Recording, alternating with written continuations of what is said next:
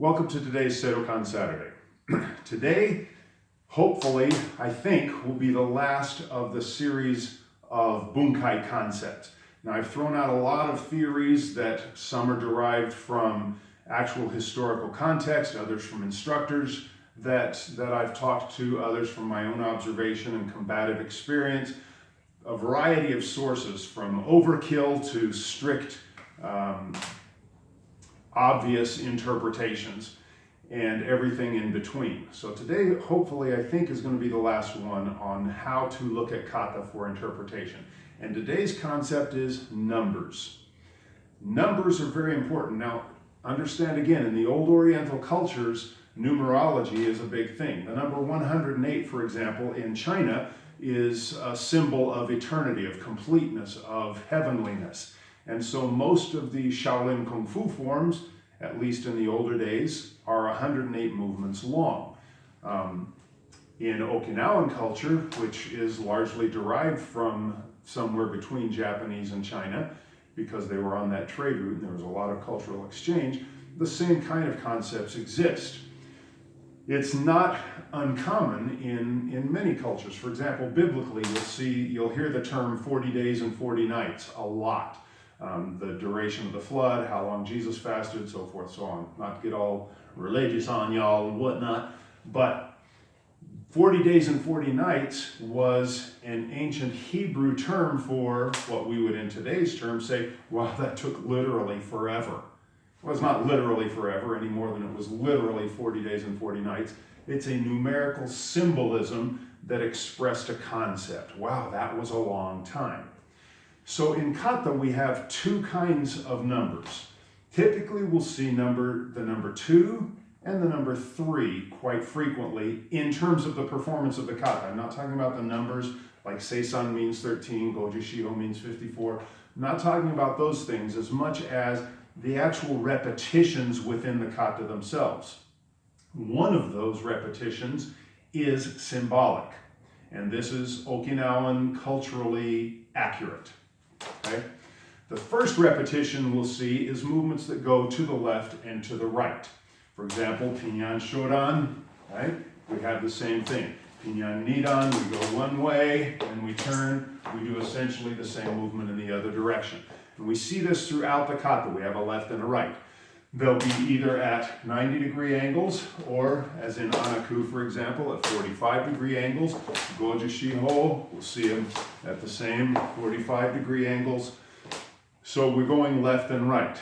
The side-to-side, or the left and right, double movements have two meanings. Number one is it's a right and a left-handed guy. Number 2 is I'm going to the inside of the attack or to the outside of the attack. And there are advantages and disadvantages to both, and so the kata explores all of those options. So when you're looking at a move, for example, stepping forward, Anaku is a perfect example for this. I actually step forward and in at a 45-degree angle. If we use the Okinawan Tsuruyashi, the sliding foot, we sink in with gravity and we move here. What we've actually done is moved offline of the attack, and now we're coming into the attack ourselves. If I'm in close, and I expressed this in a couple of the other Bunkai videos, if I'm moving into the attack, then it's not likely that I'm blocking at the extreme end of their arm. They're not throwing a long punch and me stepping back and having 2 arms lengths between us. If I'm stepping into the attack, I am right on that guy. And if I'm evading the punch and coming right in on that guy, that tells you something. The other one is to do the same thing, but take the attack, move the attacker's arm this way, and then I'm on the outside of him. So it can be a right-handed attack to which I go to the inside, or I come on the outside. And I'll demonstrate both of those further down the road. I'm going to have to get a partner for this one again. So the two sides mean either I'm going inside and outside the right hand or the left hand, or I'm facing a right-handed and a left-handed attack. This is important to know because a lot of times we look at the 3 movements, say, down the middle of a kata. And the perfect example of that is in Pinyan Nidan, where we do the 3 Angeuke coming forward. or around the other side going the opposite direction when we do the 3 punches. A lot of people will tell you that we do 3 punches or 3 blocks or the 3 so that we are balancing our right and left sides. Well, the number 3 doesn't really allow for balance. That's a 2-to-1 ratio. That's not balanced, okay? The number 3 has a different meaning. We find the balance in going right and left at our 90-degree and 45-degree angle movements. That's where the right and left balance is. So what does the 3 mean? There's the mystery. This is where Okinawan numerical or numerological symbolism comes into play. 3 in the kata means I'm going to keep going. It means that you're going to persist, okay? So 3 is the number of continuation, is what that essentially means. Now, how do I mean that? Way back in my Kempo days, back in the early, mid-80s, I remember a lesson that my instructor taught that he basically asked the class, who knows what follow-through means? Everybody raise their hand, yeah, I know, okay, show me. So we get into a sparring situation, and we go, bam, bam, bam, 3, 4, 5 punches, and stops. Why'd he stop? So I said, I know follow through, and I went 1, 2, 3, 4, 5. I kept attacking, went at the guy. He's all the way in the corner, and as soon as I had him against the wall, I stopped. And my instructor said, that's still not follow through. Follow through means you don't stop until the job is done. Just because you've reached the end of the room, or just because you landed a punch, doesn't mean you're done. Now, this is where self-defense versus fighting versus sport becomes a really big difference when we understand the meaning of the 3 in kata. 3 means continue. If I just punch a guy once and I think the job's over, let's take the basic, just again, Seidokan's Yakusoku number 1, our basic 11. I block and I punch. What's the likelihood in reality that that ends the conflict? Very slim. If you've ever watched MMA or seen a street fight or the protests that are going on right now, you know that a one shot, if it's lucky, maybe, but the likelihood is small, okay? I don't want to play those odds. So what does the kata tell us? It tells us to keep going until the job's done. So if I block, I'm going to get a hold of that guy and I'm going to punch, and I'm going to punch, and I'm going to punch until the job is done. That's what the 3 punches are telling us. The high blocks, again, blocks aren't really blocks. I stop the attack, the initial attack, I get a hold, bam, bam, elbow, forearm, up into his jaw, until the job is done.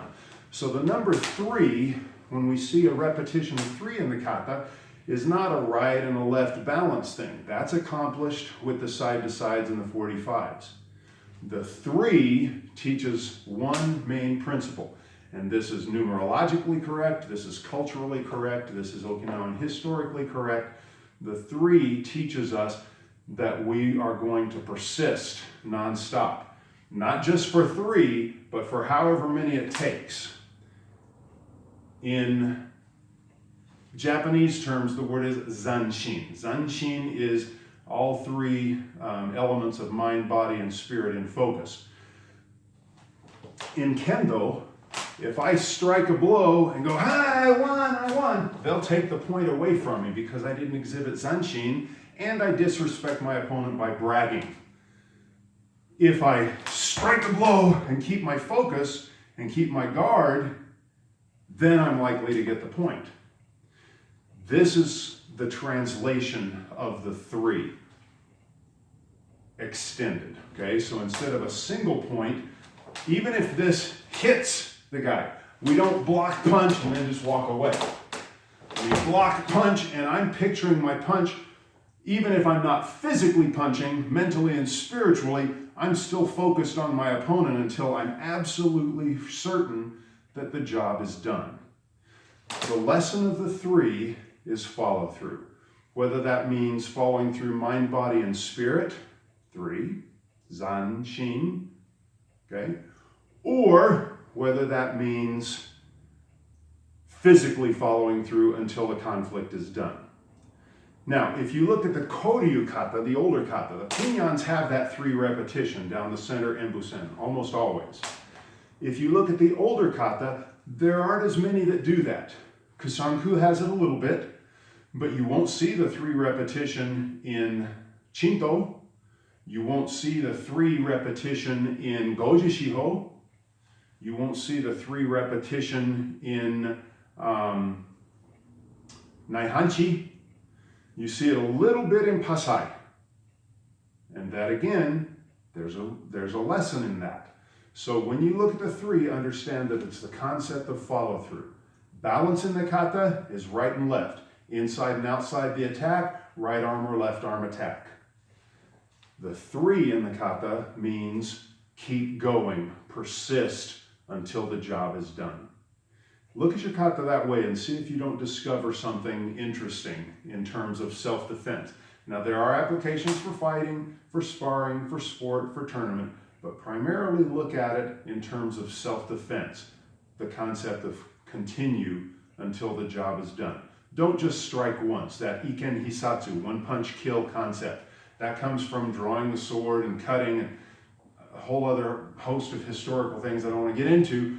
The concept of 1 punch, 1 kill has been debunked thanks to mixed martial arts and actual footage of actual fights. They don't end that well, that easily with just 1 shot. So the lesson of 3 for self-defense was given to us in kata so that we could understand persistence until the job is done.